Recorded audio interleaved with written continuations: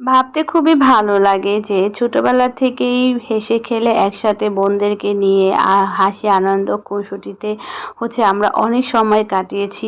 তো এখন আবার বোনদেরকে কাছে পাই। আর আমার মেয়েটাও আমার মতোই ও সবাইকে নিয়ে থাকতে খুবই পছন্দ করে। তো ওর আন্টিরা আসলে ওর খুবই ভালো লাগে। তো এই তো ইরার অনুরোধে ইরার আন্টিরা আবারও চলে আসছে আমাদের বাসায়। আমার বোনরা রাতে অনেক লেট করে ঘুমায়, তাই সকালে ঘুম থেকে উঠে অনেক লেটে, যার কারণে ওদের আস্তে আস্তে দুপুর হয়ে গেছে। আর আমি দুপুরে রান্না বান্না বসিয়ে দিয়েছি। এই যে আমি কুকারে ডাল বসিয়ে দিয়ে তারপরে আমি চুলাতে রান্না করতেছিলাম। আর আমার বোনরা আমার কফি কর্নারে গিয়ে আমার কাপ পিরিচ নিয়ে দুষ্টামি করতেছিল। আমি সকালবেলায় রুম টুম গুছিয়ে তারপরে রান্নাঘরে গিয়েছিলাম, তাই রান্না বান্না শেষ করে একবারে আমার বোনদের খাবার দিয়ে দিয়েছি। রান্নার পর আর তেমন কোনো কাজই ছিল না। আমার বোনদের ধুন্দল ভাজি, গরুর মাংস, এই দুইটাই পছন্দের খাবার, তাই তার জন্য আমি ওদের পছন্দের খাবারই রান্না করেছি। সকালের নাস্তা শেষ করে আমি বিছানা রুম সবকিছুই গুছিয়ে রেখেছিলাম। তারপরেও খাবার শেষ করে বোন বিছানাটা আবারও একটু ঝেড়ে নিচ্ছিল। 2 hours later. প্রায় ২ ঘন্টা বেড রেস্ট করার পর আমি এবং আমার বোন আমরা দুজন চলে আসি কিচেনে। আমি সন্ধ্যার নাস্তার জন্য চিকেন চিজ বল বানাবো আর সেই সাথে থাকবে চা। তাই আমি চিকেনের পিসগুলো ভিজিয়ে রেখেছিলাম, সেগুলো প্রসেস করতে থাকি। আর আমার বোন চা বসিয়ে দিয়েছে। ও বরাবরই চা খুব ভালো বানায়, তাই চায়ের দায়িত্বটা আমরা সবসময় ওকেই দিয়ে থাকি।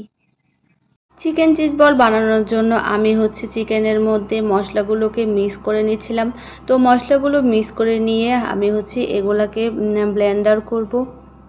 চিকেন চিজ বল বানানোর জন্য আমি যদি প্রথমে চিকেনগুলোকে ব্লেন্ডার করে নিই, তাহলে ব্লেন্ডারের জারটা আমাকে আবারও ধুতে হবে, যার কারণে আমি আগে ব্রেড কাম বানিয়ে নিলাম। তো এই যে কিছু ব্রেড চিড়ে নিয়ে তার মধ্যে কালার মিক্স করে তারপর আমি ব্লেন্ড করে নিয়েছি।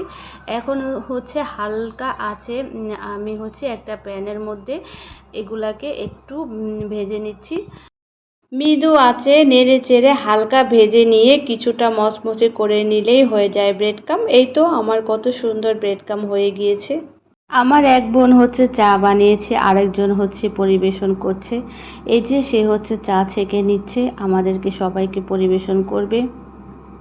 বোনরা যখন আমার বাসায় আসে তখন আমার খুবই ভালো লাগে, কারণ ছোটোবেলায় আমরা অনেক আনন্দ করেছি, অনেক খেলা করেছি। সেই দিনগুলোর কথা আমার মনে পড়ে যায়, আর আমার মনে হয় যে ছোটোবেলায় সেই দিনগুলো আবার ফিরে পেয়েছি। তাই বোনরা আসলে আমি অনেক আবেগ আপ্লুত হয়ে যাই। আমার কিন্তু ভীষণ ভালো সময় কাটে, আর আমরা খুবই হাসি মজা আনন্দ করি। সারাদিন আমাদের খুনসুটিতে দিন পার হয়ে যায়। আমরা যেহেতু সারাক্ষণ হাসি মজা করতে করতে কাজ করি, তাই আমার কাজ করতেও তেমন একটা বোরিং লাগে না। তাছাড়া আমার বোনরা আমাকে সব সময় সব কাজে সহযোগিতা করে থাকে। আমি যে চিকেনের পিসগুলো মশলা মিক্স করে রেখেছিলাম ব্লেন্ডার করার জন্য, আমাকে ব্লেন্ডার করতে না দিয়ে আমার বোনই সেগুলো ব্লেন্ডার করে নিচ্ছিল। ব্লেন্ডারের কাজ শেষ করে আমার বোন আবারও আমাকে আরও সহযোগিতা করার জন্য চলে আসছে। আমার বোন চিকেন চিজ বলে, যেহেতু চিজ প্রয়োজন আছে তার জন্য চিজগুলোকে সে কিউব আকারে আমার সাইজ অনুযায়ী কেটে দিচ্ছিল, আর আমি এক এক করে চিজ বলগুলো বানিয়ে নিচ্ছিলাম। চিকেন চিজ বলগুলো বানানো শেষ করে আমি চলে আসি কিচেনে। কিচেনে আমি চুলার ওপর একটা প্যান বসিয়ে দিয়েছি। প্যানটা একটু গরম হওয়ার পর আমি তেল দিয়ে দিয়েছি। তেলটা কিছুটা গরম হওয়ার পর এক এক করে আমি চিকেন চিজ বলগুলো দিয়ে দিয়েছি। আমি চিকেন চিজ বলগুলো এক এক করে দিয়ে ভেজে নিচ্ছি। আজকে আমাদের বিকেলের নাস্তা চিকেন চিজ বল।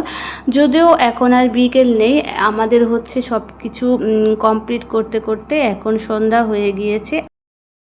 আমরা অবশ্য চিজ বল বানানোর আগে চা বানিয়ে সবাই চা খেয়ে নিয়েছিলাম। তারপরে এই যে চিকেন চিজ বল আমরা এখানে খাচ্ছিলাম, আর আমার দুই বোন ডক্টর ইউনুস আর শেখ হাসিনা দুজনকে নিয়ে ঝগড়া করতেছিল। খুবই মজার ছিল ঝগড়াটা। যখন কারো কোনো কাজ থাকবে না তখন সঙ্গী হিসাবে সবার হাতে ফোন থাকবে। এখন তো এটাই হচ্ছে আমাদের সবচাইতে বড় রিয়ালিটি। এই তো নাস্তা খাওয়া শেষ করে তাই বোনরা হচ্ছে ফোন টিপতেছিল আর আমি একটু শ্যুট করে নিলাম। তো আজকের ব্লগটা হচ্ছে আমি এখানেই শেষ করব। তো ভালো লাগলে অবশ্যই ব্লগটা সবার মধ্যে শেয়ার করে দিবেন, পেজটা ফলো দিয়ে রাখবেন। আজকে তাহলে এ পর্যন্তই। আল্লাহ হাফিজ।